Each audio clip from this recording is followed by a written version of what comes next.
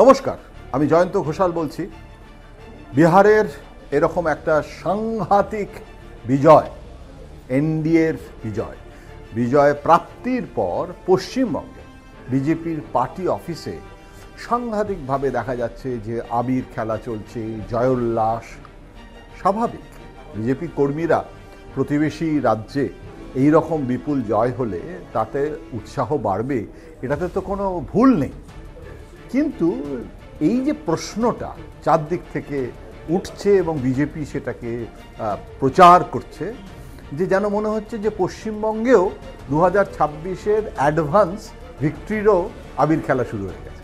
অর্থাৎ মনে হচ্ছে যেন পশ্চিমবঙ্গে বিজয় প্রাপ্তি হয়ে গেছে। সত্যি কি তাই?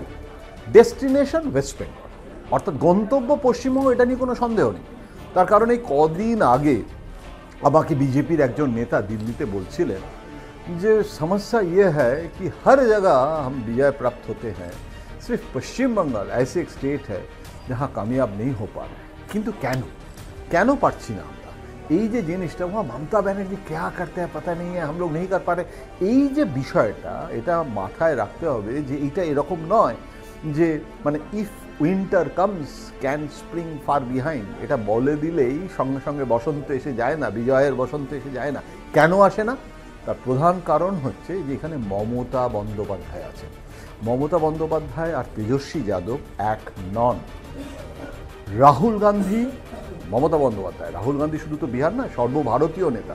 আমি তো বলি রাহুল গান্ধী যদি সর্বভারতীয় নেতা হিসেবে মোদির প্রধান বিরোধী নেতা থাকেন, তাহলে মোদিকে সরানো আর কোনোদিনই সম্ভব হবে। অর্থাৎ Rahul Gandhi is the safety valve of Narendra Modi. আমি কেন বলছি, খুব সংক্ষেপে, খুব দ্রুত দু তিনটে পয়েন্ট বলছি। প্রথম কথা দেখুন, এই যে এসআইআর, একটা নিবিড় ভোটার তালিকা, যে একটা পর্যালোচনা, সেখানে রাহুল গান্ধী বললেন ভোট চুরি, হাইড্রোজেন বোম, দিল্লিতে সাংবাদিক বৈঠক, অনেক কাণ্ড হলো। কিন্তু বিহারে একটা সাংঘাতিকভাবে যে রাহুল গান্ধী প্রচার অভিযান গড়ে তুললেন, তা কিন্তু করলেন না। উল্টে আমি দেখতে পাচ্ছি উনি ভোপালে গিয়ে হাইড্রোজেন বোম নিক্ষেপ করছেন, যে ভোট চুরি।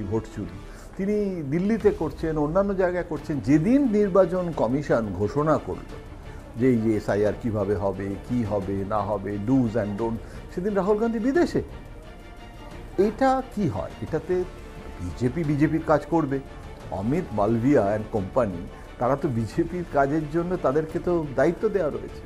তারা সঙ্গে সঙ্গে প্রচার অভিযান তো বিজেপি শুরু করে দিল যে রাহুল গান্ধী ইজ মিসিং। তো এই যে পলাতক রাহুল গান্ধী বিহারে এলো না, তেজস্বী যাদবকে আউটসোর্স করে দিল, যে মুখ্যমন্ত্রী পদপ্রার্থী তেজস্বী বলে দিল রাহুল গান্ধী প্রধানমন্ত্রীর পদপ্রার্থী। আজ 2029 লোকসভা নির্বাচন অনেক দেরি, ইন্ডিয়া জোটে কোনো বৈঠকও হলো না, কোনো আলোচনা হলো না, তুমি প্রধানমন্ত্রীর পদপ্রার্থী ঘোষণা করে দিলে। এবং এসআইআর নিয়ে, যেটা ইলেকশন কমিশন বলেছে, পশ্চিমবঙ্গে এসআইআর মানে শুরু হওয়ার আগে থাকতে মমতা বন্দ্যোপাধ্যায়ের নেতৃত্বে তৃণমূল কংগ্রেস সমস্ত অভিযোগগুলো লিখিতভাবে জমা করেছে নির্বাচন কমিশন। যতগুলো আত্মহত্যা হয়েছে এবং সে সমস্ত যে চিঠিগুলো, সেগুলো খুব অর্গানাইজড ওয়েতে, সাংগঠনিকভাবে নির্বাচন কমিশনের কাছে সেই অভিযোগগুলোকে জমা দেওয়া হয়েছে। অথচ বিহারে ঠিক উল্টোটা হয়েছে, অর্থাৎ হাইড্রোজেন বোম নিক্ষেপ হচ্ছে বাইরে, কিন্তু নির্বাচন কমিশন তারা বলছে যে আমাদের কাছে কোনো লিখিত কমপ্লেন নেই। তাহলে এটাকে অর্গানাইজড ওয়েতে কেন নেই? তার কারণ কংগ্রেসের সংগঠন নেই। তেজস্বী যাদবের সংগঠন আছে, কিন্তু তেজস্বী যাদব মনে করেছে যে এসআইআরটাকে মস্ত বড় একটা ইস্যু করা যাবে না। মমতা বন্দ্যোপাধ্যায় কিন্তু তিনি শুধু এসআইআর নয়, তিনি গোটা তার রাজনীতিটা 2026-এর আগে দিল্লি বিরোধী, তাদের যে বঞ্চনা, তাদের যে অন্য 4টে রাজ্যে যেগুলো বাংলাদেশের সীমান্তবর্তী, সেখান দিয়ে রোহিঙ্গারা কোথায় এসেছে, কিভাবে এসেছে, অভিষেক বন্দ্যোপাধ্যায়ের যে বক্তব্যটা রেখেছেন, সেটা নিশ্চয়ই আপনারা শুনেছেন সবাই, যে অন্যান্য যে রাজ্য, অসম, মিজোরাম, বাংলাদেশের সীমান্ত তো শুধু পশ্চিমবঙ্গ না, তাহলে সেখানে এসআইআর হবে না, অথচ আমার রাজ্যে শুধু হবে। এইটা মানুষের কাছে পৌঁছে নিয়ে মানুষকে বলা, এবং মমতা বন্দ্যোপাধ্যায় শাসক দল, মমতা বন্দ্যোপাধ্যায় মুখ্যমন্ত্রী, কিন্তু তিনি গোটা জিনিসটাকে দিল্লি বিরোধী, মোদি বিরোধী, তার যে মানে বিজেপি বিরোধী যে রাজনীতিটাকে, সেটাকে নিয়ে গেছেন একটা অন্য স্তরে, উচ্চগ্রামে। তেজস্বী তো নীতিশের বিরুদ্ধে রাজনীতিটা করলো, প্রচারটা করলো। বিজেপি সর্বভারতীয় দল, সেই তো সব থেকে বেশি আসন পেল এবং নীতিশের থেকেও এবারও বেশি আসন পেল, অথচ মূল লড়াইটা নীতিশ বিরোধী করতে গিয়ে সর্বভারতীয় ক্ষেত্রে বিজেপি সম্পর্কে কেন এত নীরবতা, কেন এত নরম, সেগুলো নিয়ে কম গুঞ্জন হয়নি যে তেজস্বী যাদবের এবং তার বাবা লালু প্রসাদ যাদবের এনফোর্সমেন্ট, সিবিআই। আমি সেসব প্রসঙ্গে যাচ্ছি না, কারণ আমার কাছে কোনো প্রমাণ নেই যে তার নরম হওয়ার রাজনীতির জন্য সেটা দায়ী আমি কখনোই বলবো না। তেজস্বী পরিশ্রম তো করেছেন, করেননি তা তো নয়, রাহুল গান্ধীর মতো তো নন, তিনি অনেক বেশি আসন বেশি আরও পেতে পারতেন। কিন্তু নিজের নির্বাচন কেন্দ্রেই এই যে ওঠানামাটা, এই যে ভোটের যে আমরা দেখলাম যেভাবে উনি জিতলেন, সেটা তো আমরা তেজস্বী যাদবের কেন্দ্রে তিনি জিতছেন না হারছেন এই প্রশ্ন করব, এটা তো কখনো ভাবিনি। সুতরাং এই পরিস্থিতিটাতে আমার মনে হচ্ছে যে মমতা বন্দ্যোপাধ্যায়ের সাথে তুলনা করা তেজস্বী বা রাহুলের, এটা একটা সাংঘাতিক ঘোরতর মানে অন্যায়। একটা কথা শুধু বলবো যে বিজেপি এখানে যেহেতু খুব ডিমোরালাইজড হয়ে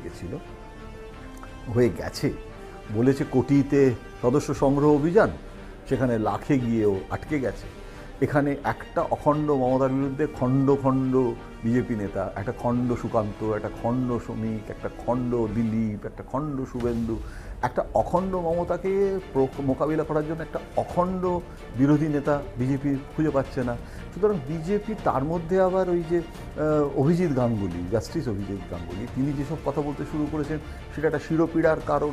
সুতরাং সব মিলিয়ে সংগঠন নেই। মোহন ভাগবত আসছেন, ডিসেম্বর মাসে আসার কথা, সংগঠন আরএসএসের সাথে বিজেপির সমন্বয়ের অভাব রয়েছে। সব মিলিয়ে এই যে একটা হতাশা ব্যঞ্জক পরিবেশ, মানে বিজেপি ধরেই নিয়েছে যে জিতে সম্ভব নয়, এবং তার মধ্যে আবার সিপিএম প্রচার করছে মোদি আর মমতার সেটি, সব মিলিয়ে একটা ডিপ্রেশন ছিল, বিজেপির ডিপ্রেশন আছে। এই ঘটনাটা একটা অনুঘটক হিসেবে কাজ করতে পারে যে একটু চাঙ্গা করার জন্য। ওই যে আমরা পিকে খেলার ফুটবলের মাঠে বলতাম না যে ভোকাল টনিক, যে তুমি খেলো খেলো, ওই ধন্যী মেয়ে ছবিতে উত্তম কুমার যেরকম পার্থকে বলছে বলটা নিয়ে এগো এগো এগো, পাস দে, এই কর সেই কর, এই যে একটা ইমপেটাস তৈরি করার যে চেষ্টা, এটা কোনিতে যেরকম সৌমিত্র চট্টোপাধ্যায়, এইটা বিজেপি কিছুটা হয়তো উৎসাহিত করার জন্য এখন প্রত্যেকটা জেলায় জেলায় পার্টি অফিসে আবির টাবির খেলা, মানে বিহারের ভিক্টরিটা সেলিব্রেট করে যদি ভোটে এগোনো যায়। এখন এটা অন্য রাজ্যের ব্যাপার, পশ্চিমবঙ্গ আর বিহার এক নয়, পশ্চিমবঙ্গের মডেলটা আলাদা, সেই মডেলের জন্য বিজেপির আলাদা অ্যাকশন প্ল্যান দরকার, সংগঠন দরকার, রাজ্য স্তরের নেতা। এই অভাবগুলো কি পাদপূরণ হয়ে যাবে? হবে না।